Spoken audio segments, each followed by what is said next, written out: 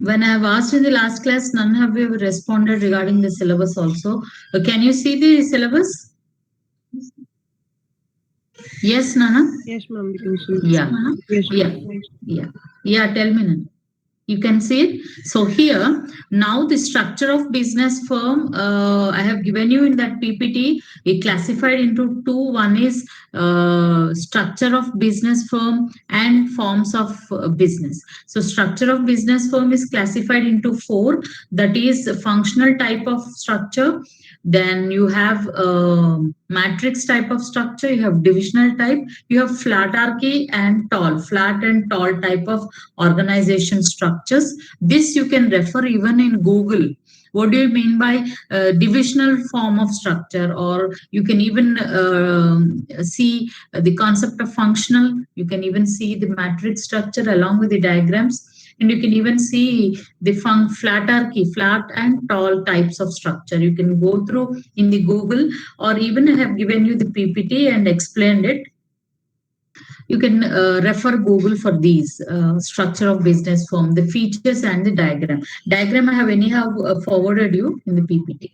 Is it clear, Nana? Structure of business firm. For if you want more information, you can search in the Google. Then going to the theory of the firm. Theory of the firm is also known as objective of the firm. This I have given you in the PDF as well as PPT. PPT is just a summary of PDF what I have given you. Did you at least open the PDF? Anyone? Did you download the PDF?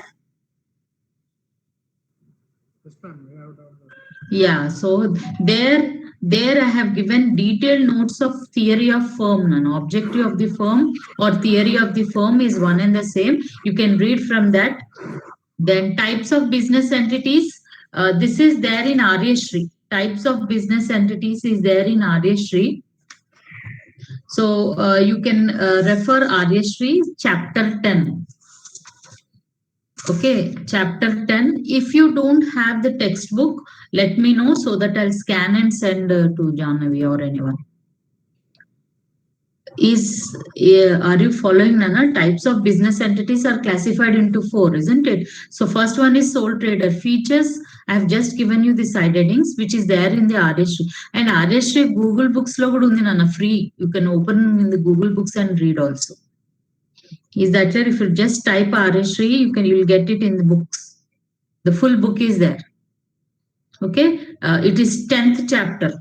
Aryashri, 10th chapter, types of business entities, clearly given with the side headings and the explanation. Sole trader features, advantages, disadvantages, partnership firm features, types of partners, advantages and disadvantages. Then joint stock company, types of companies, documents to be maintained, features, advantages and disadvantages.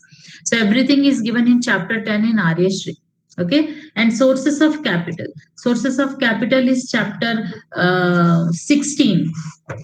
Chapter 16 constitutes capital and sources of capital. So you can refer that. Okay, and sources of capital are classified again into conventional and non-conventional. Conventional ante, what do you mean by conventional?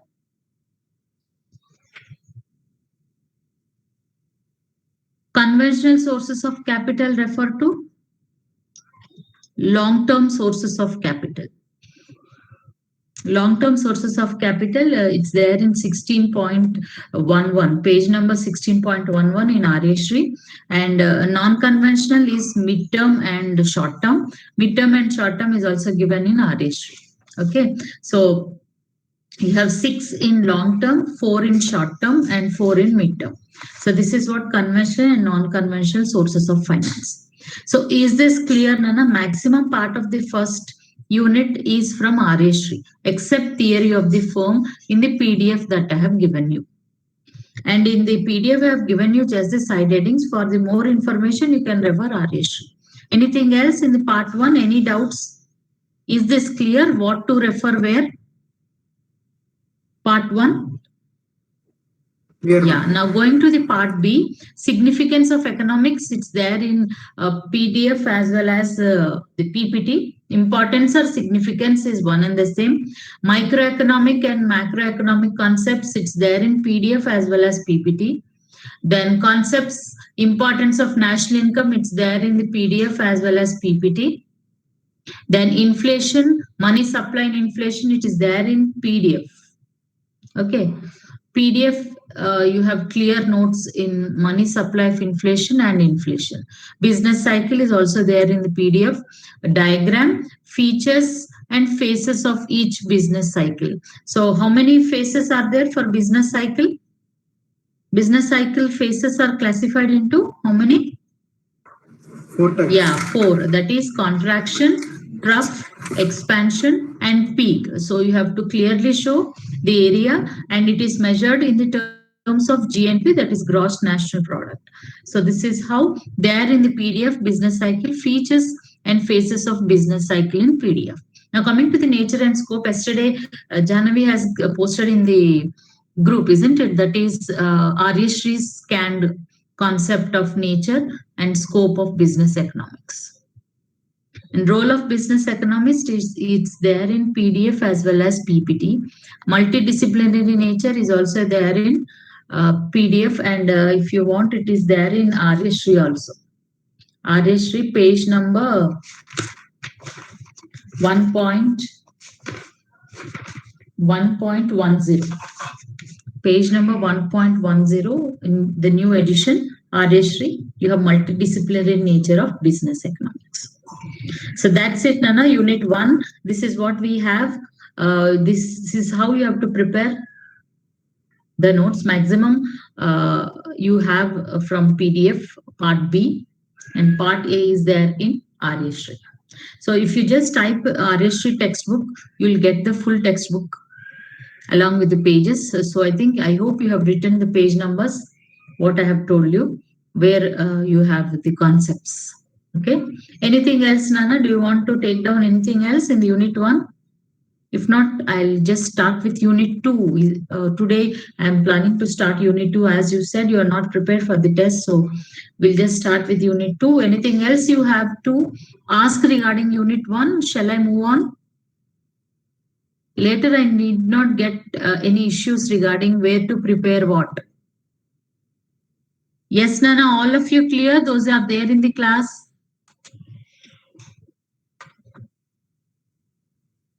Traditional in Nana, traditional enti 6U. Yeah, someone have typed traditional. What do you mean by it? Conventional is also known as traditional or widely accepted. That's what you are asking. 6U.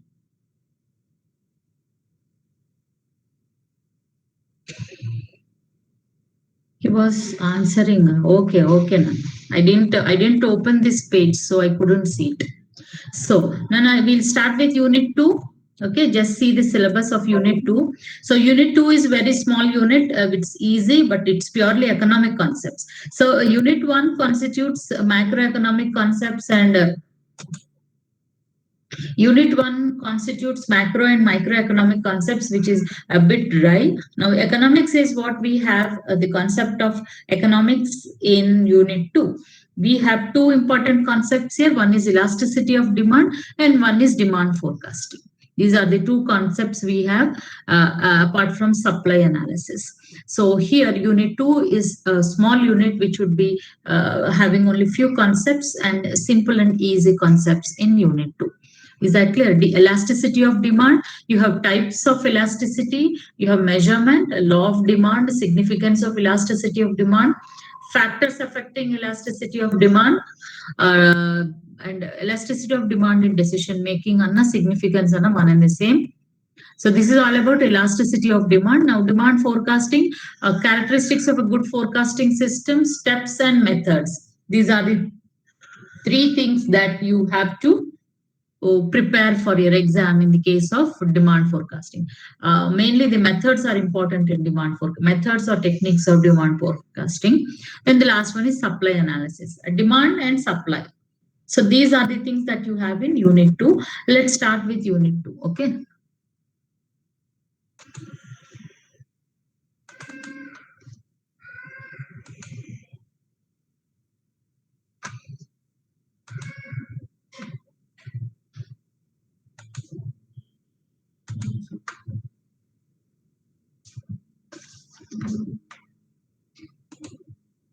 Anyone, can you see this?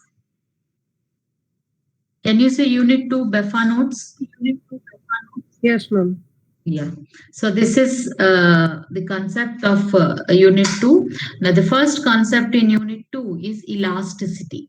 So the concept of elasticity, what do you mean by elasticity? Is elasticity, or normally in literal terms or general terms, we talk about elastic or elasticity refer to increase or decrease, expansion or contraction of certain things is known as elasticity.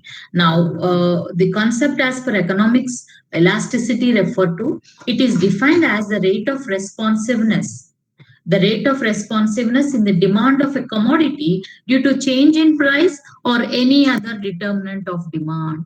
So here, whenever we talk about the concept of commodity demand of a commodity due to change in price or any other determinant of demand, so here we talk about increase or decrease in quantity demanded due to change in price or any other determinant of demand is known as elasticity.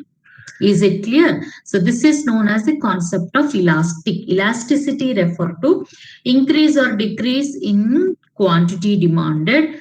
And here, what do you mean by quantity demanded? It's nothing but the sales. In concept of economics, quantity demanded refer to sales. Increase or decrease in sales due to change in price or any other determinant of demand is known as elasticity.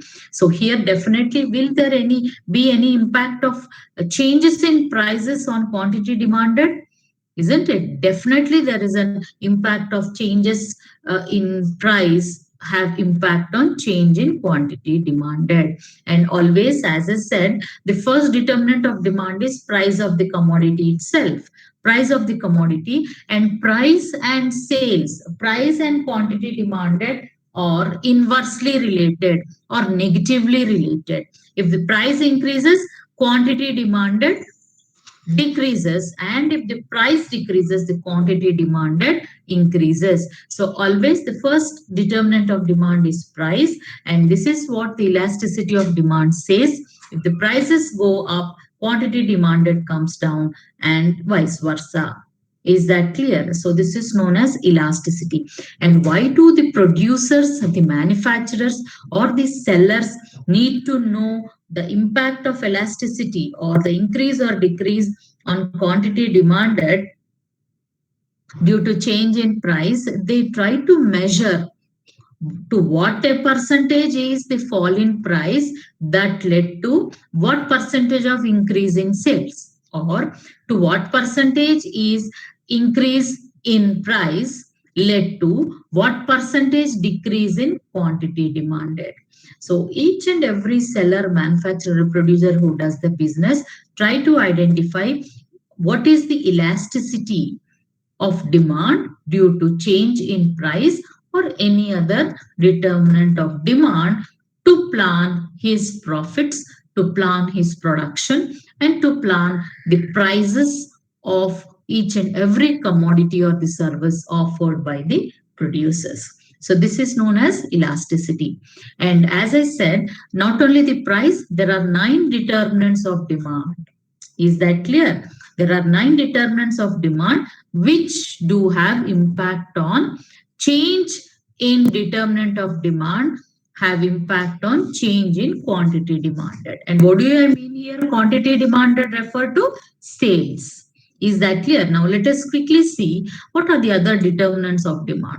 The first one is price. Price and are they negatively related or positively related? They are negatively related. Now going to the income of the consumers. Now income of the consumers, income and quantity demanded, are they positively related or negatively related, Nana? Can you answer this? As price and quantity demanded are negatively related, is the income and the consumer quantity demanded positively related or negatively related? Anyone in the class?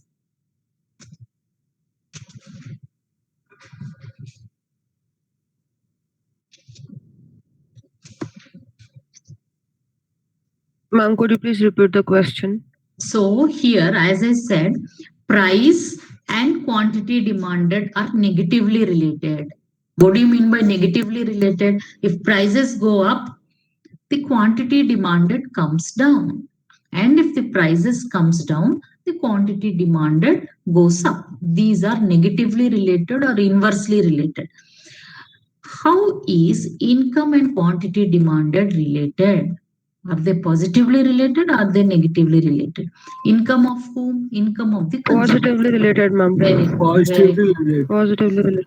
Positively related. Positively related. And if income increases, quantity demanded is also increasing. So therefore, we say these are positively related. And why do elasticity of demand have impact on this? To what extent percentage of increase in income have impact on percentage increase in quantity demanded? That is what the producers try to study, the elasticity of demand due to impact of income. The next one is taste and preferences of the consumers. What do you mean by taste and preferences of the consumers? It's nothing but change in technology have impact and change in taste and preferences of the consumers.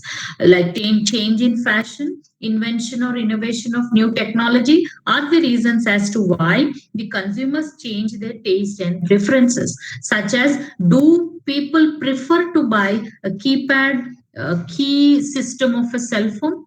I think even a small child, if we give a keypad, he will throw us on a face as he prefer only a smartphone, isn't it? So this is known as invention of the technology led to change in taste and preferences of the consumers. So to what extent is the change in taste and preferences of the consumers have impact on quantity demanded? Like now, no one prefers scooters as we have got the concept of Activa, isn't it? Auto gear, and this what innovation that have been innovated where the two-wheeler in the case of scooter to that of an Activa. So people prefer new inventions where they change their taste and preferences. So this is what one of the reason of increase or decrease in quantity demanded. Now coming to the population, is the population and the quantity demanded positively related? Yes, ma'am.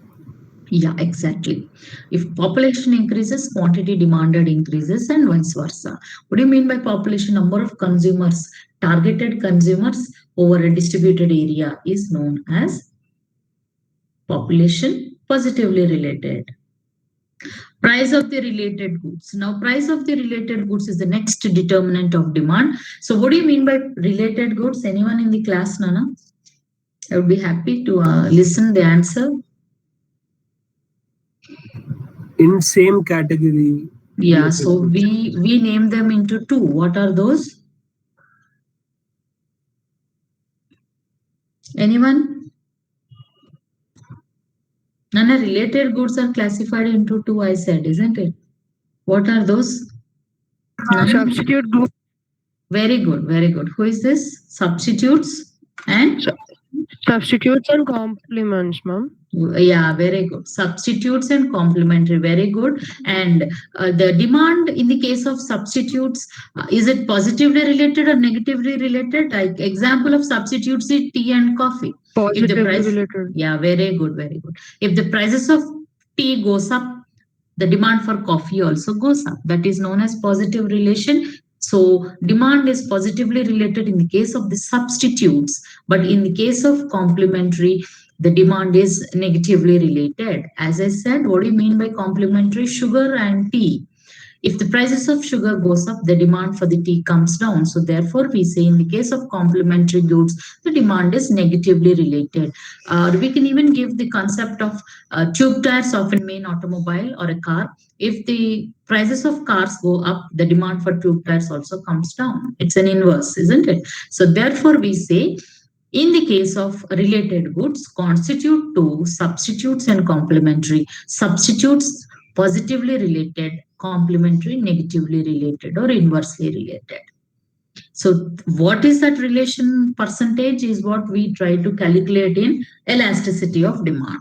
Now the next one is distribution of targeted consumers spread over the region. Like for example, I manufacture the products purely related to women. Like Santur is one of the product, doesn't manufacture the products for men, isn't it? It's only women, and recently it has started a new product line for children, kids, isn't it? So here, if you want to go and sell the product where there are the percentage of women are very less, such as Uttarakhand, Jharkhand, Bihar, and so on, where the percentage of women are less in comparison with men. So here you have to see to what extent is the percentage of targeted consumers have impact on quantity demanded. If there are no consumers at all, to what extent you advertise, to what extent you promote, to what extent you give discounts, if there are no consumers, it's waste, isn't it? So you need to identify who are your targeted consumers and how are they spread in the given population over a given region where you are doing the business. So this is also another determinant of demand. Coming to the advertisement efforts, is advertisement and quantity demanded positively related or negatively related? Positively related. Yeah, here advertisement refer to sales.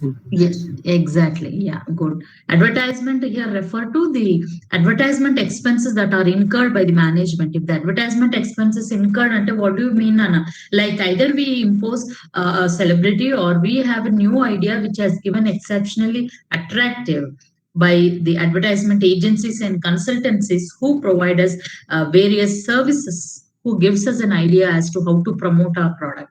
Like it would be a catchy, it would be small, it would be apt, it would be good, attractive, and it's not only visually but audio, everything should be good, attractive. So definitely it costs high. So if the advertisement costs goes up, obviously the sales will also goes up.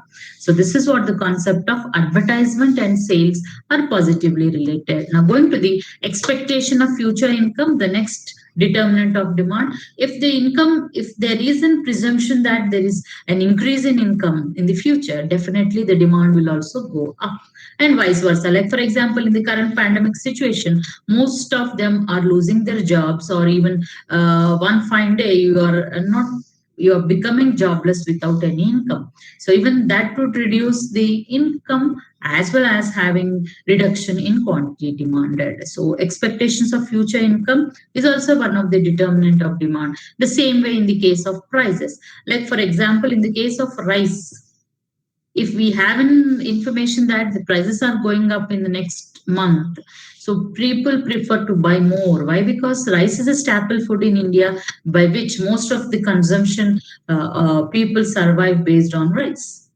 So this is the future expectations of prices. Now coming to, even if at all, we can even talk about the precious yellow metal, that is gold. If we get an information that the prices are going up, definitely we have to, if you have an investment in the firm, you can buy the gold. If you have an information that the prices are going up. So this is what the concept of determinants of demand, which have impact on elasticity of demand. Is that clear? What do you mean by elasticity? The responsiveness. What do you mean by responsiveness? Increase or decrease in quantity demanded due to change in price or any other determinant of demand is known as elasticity of demand. And we have even studied the concept in 9 determinants of demand. Any doubts, Nana? This is about elasticity of demand. So the next concept is measurement of elasticity of demand. As we said, the main purpose is how do we try to analyze what is the effect of change in quantity demanded due to any other determinant of demand. So that's how measurement is what the first concept. Measurement is classified into 5. So what do you mean by measurement? Measurement here refer to whatever the result that has happened due to change in determinant of demand, that may happen in any 5 of these.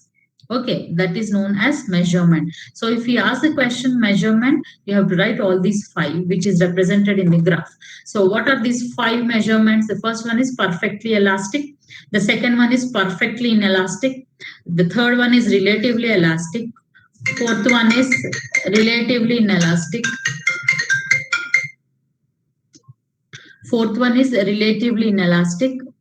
Fifth one is unity elasticity of demand. So whatever the impact would be any one of these 5.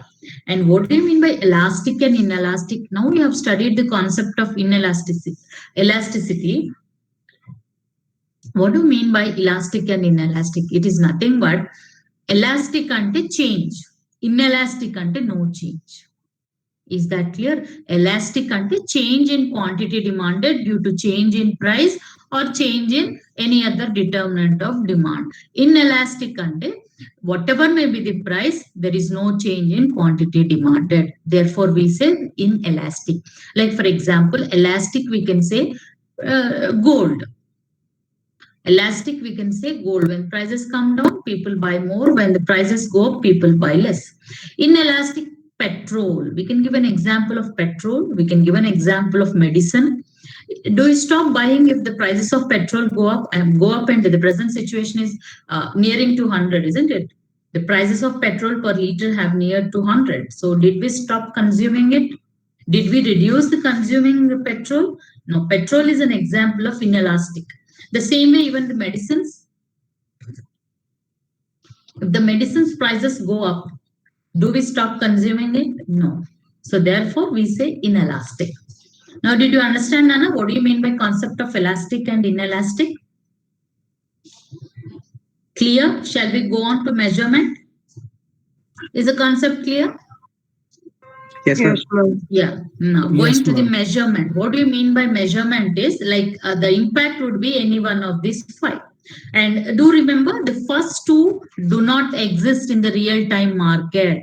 Okay, perfectly elastic and perfectly inelastic do not exist in the real-time market situation. These are just to study as a method, but don't really happen in the market.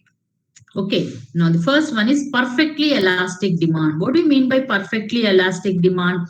It's nothing but any quantity can be sold with the same price. Any quantity can be sold with the same price, which is represented in this graph. See, Nana, here we have x-axis as the quantity, which have been increasing from Q1, Q2, and Q3. And y-axis represents the price. At P1, only one we have price. There is no change in price. The price is same as a straight line, which is parallel to the quantity demanded. So therefore, we can say from this diagram that perfectly elastic demand refer to any quantity can be sold with there is no change in price or no need to reduce the price. So this is known as perfectly elastic demand. This do not happen in the real-time market situations. It's just one type of elasticity measurement. Is that clear? What should be the normal tendency of the concept of price? If the prices come down, then the quantity demanded should increase. But here, without no change in price, the producer is able to sell Q1, Q2, and Q3 amount of quantity. That is known as perfectly elastic. Now, going to the perfectly inelastic demand. Perfectly inelastic demand is a straight line. So when the prices have fallen from 10, 9, 8, 7, 6, still you are able to sell only Q2 quantity only. That is known as perfectly inelastic. What does this mean here? Actually, if there is fall in price, there should be increase in quantity demanded. But perfectly inelastic demand says without no change in quantity demanded, there is fall in price. Or with huge change in fall in price, there is no change in quantity demanded. Or significant degree of change in price leads to no change in quantity demanded. This is known as elasticity. Perfectly inelastic. Then we say that it is perfectly inelastic. The same way I have given you the example of petrol, I have given you the example of medicines, isn't it? This we can say it as inelastic. Is that clear, Nana? Perfectly elastic and perfectly inelastic do not happen in the real-time situations. Do not happen in the real-time situations. So these are the first two types of elasticity. Now going to the third type, a relatively elastic demand. The third type of measurement is relatively elastic. What do you mean by relatively elastic? with a small fall in price, there is a huge change in quantity demanded. That is known as relatively elastic. The third type of measurement. If you observe, there is a short difference between P1 and Q2, but there is a huge difference between Q1 and Q2. That is, with a small fall in price, there is a huge change in quantity demanded. This is known as relatively elastic demand. The elastic content, if a small fall in price, there is huge change in quantity demanded is known as relatively elastic. Now, relatively inelastic refer to with a huge fall in price, there is a small change in quantity demanded. When the prices have fallen from P1 to P2, the quantity demanded have changed from Q1 to Q2. So which is more? P1 to P2 is more than Q1 to Q2. The percentage of change is more, that is price is more than quantity. That is known as perfectly inelastic. Is this clear, Nana? Now going to the last one, unity elasticity. What do you mean by unity elasticity? When both are equal, the percentage change in price is equal to percentage change in quantity demanded, then we say unity elasticity of demand. 50% fall in price leads to 50% increase in quantity demanded. Then we say it as unity elasticity of demand.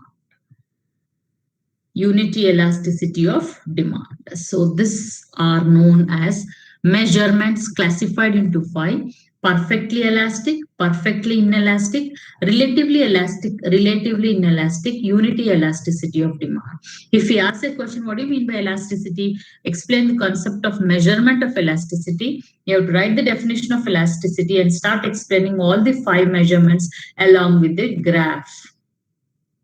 First, draw the graph, write the heading, then start explaining what it is. So this is all about measurement. Is it clear, Nana, all of you? Measurement of elasticity. Any doubts in any type? Yes, ma'am. Clear? Yeah. Now going to the next. Next, all of you open your books, Nana. From here we have problems. Types of elasticity. So all of you take out the BEFA notes. Types of elasticity classified into 4: price, income, cross, and advertisement elasticity. So these are the types, 4 types that we have. Write down the heading, types of elasticity, and write down the first one, price elasticity of demand. Price elasticity of demand. All of you open your books. Are you ready, Nana?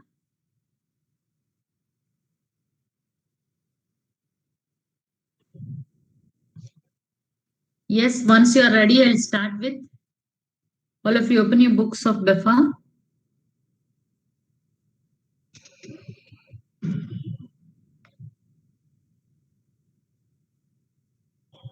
Are you ready, Nana? Shall I start? Yes, ma'am.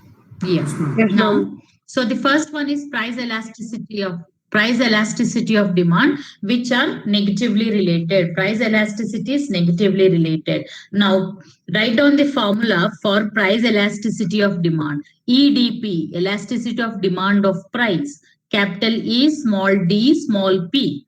EDP is equal to capital Q, Q2 minus Q1 by Q1. It's not Q, it's a mistake. It's Q1. Q2 minus Q1 by Q1 divided by P2 minus P1 by P1. This is the formula to calculate elasticity of demand of price. Did you write the formula, all of you?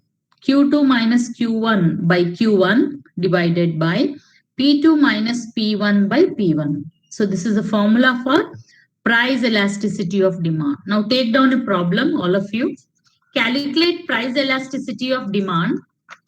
Calculate price elasticity of demand of product M. Of product M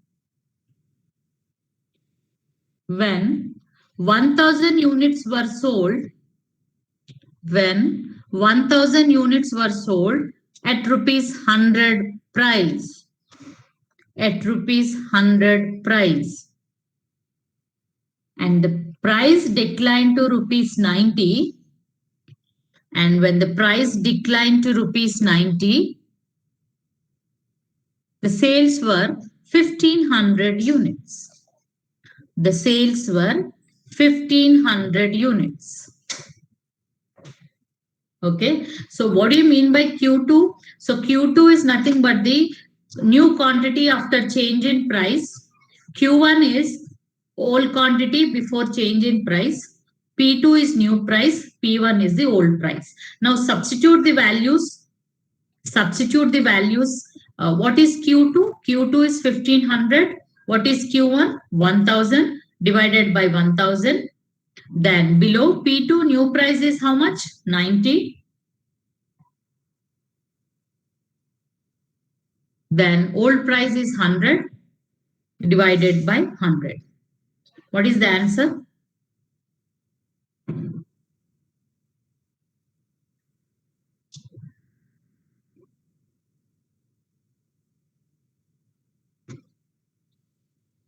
What is the answer, Nana?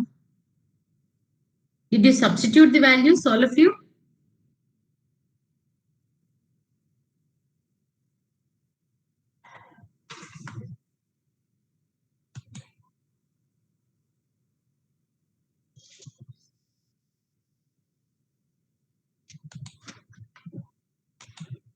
Did you substitute the values, all of you?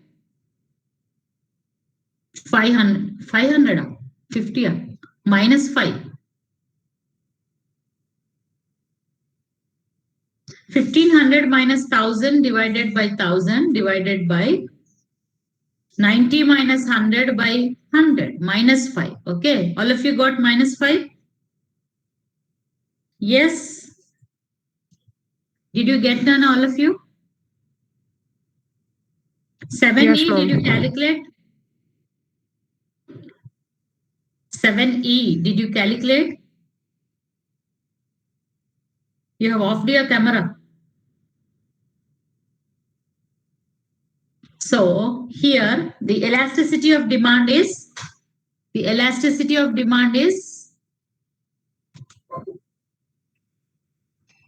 minus 5. So here, while we calculate the elasticity, we don't consider the minus sign. Why? Because price and elasticity, price and quantity demand are negatively related. So while we calculate, we don't consider the negative sign. The answer is 5. Okay. Why? Because obviously when the prices come down, the quantity demanded increases, so definitely will get negative value. As per economist, we shouldn't consider the negative sign. The answer is 5. So if the EDP is more than 1, then we say elastic. Is that clear, Nana? If the EDP is more than 1, now the answer is 5, isn't it? So we say the demand is elastic.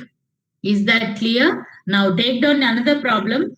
Calculate elasticity demand of price when Q2 is equal to 1100. Ma'am, one doubt, ma'am. Yeah, tell me, Nana.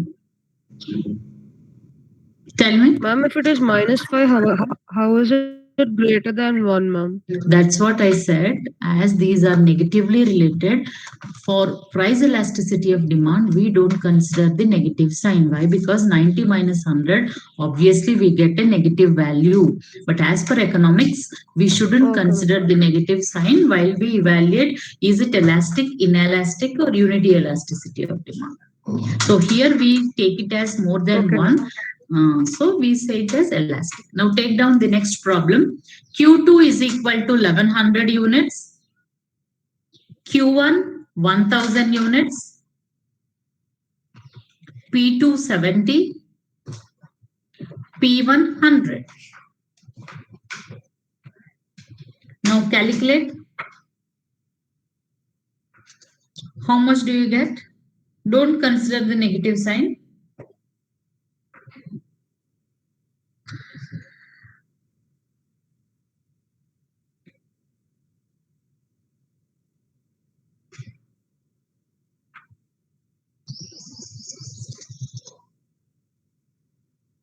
How much did you get, Nana?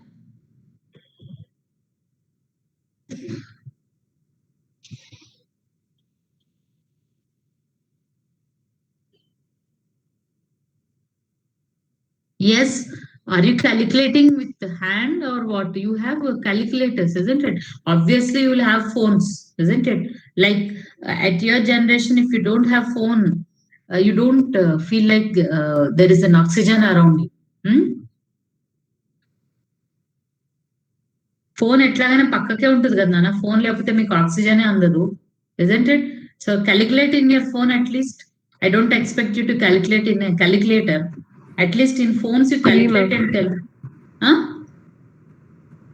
0.33. 3. Yeah, 0.33. So here it's less than 1, isn't it? When EDP is less than 1, we say it is inelastic. Did all of you got or just Jahnavi have got it? All of you got it, Nana? It's a simple calculation, isn't it? If you have phones, you can easily do it. If you have phones, it's my stupid question, isn't it? So please calculate in your phone and then tell me it's 0.33, isn't it? Did you get all of you? Yeah, Yes, so here it's less than 1. It's a 0.1. 0.33 is less than 1. So write down when EDP is less than 1, we say inelastic demand. When EDP is less than 1, we say it is inelastic demand. Now take down the last problem. Q1 1000 units. Q2 1500 units. P2 50. P1 100.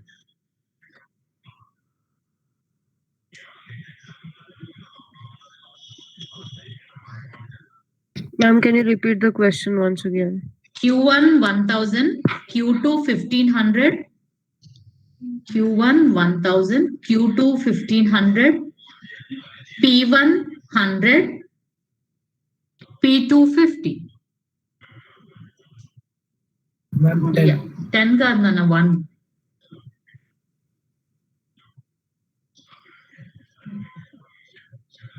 You'll get as 1. Calculate properly. 1, ma'am. Yeah, 1.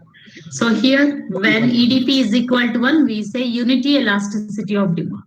Write down. When EDP is equal to 1, we say unity elasticity of demand. So therefore, types are classified into 4, isn't it? What are those? Types are classified into 4. What are those? The first one is price elasticity of demand. The second one is income elasticity. Third one is cost elasticity. Fourth one is advertisement elasticity. These are 4 types of elasticity. Don't get confused between types of measurement and types of elasticity. Types of measurements and what you will write? Types of measurements are classified into 5, isn't it? Just now we have done, isn't it? Along with the graph. Types of elasticity are classified into 5. Perfectly elastic, perfectly inelastic, relatively inelastic, unity elasticity of demand. So these are measurements classified into 5.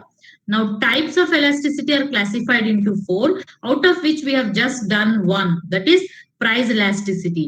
Price elasticity can be studied in 3 ways, that is elastic, if it is more than 1, less than 1, inelastic, equal to 1, unity elasticity of demand.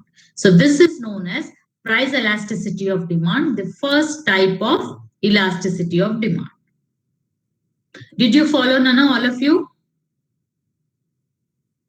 Any doubts? Yeah.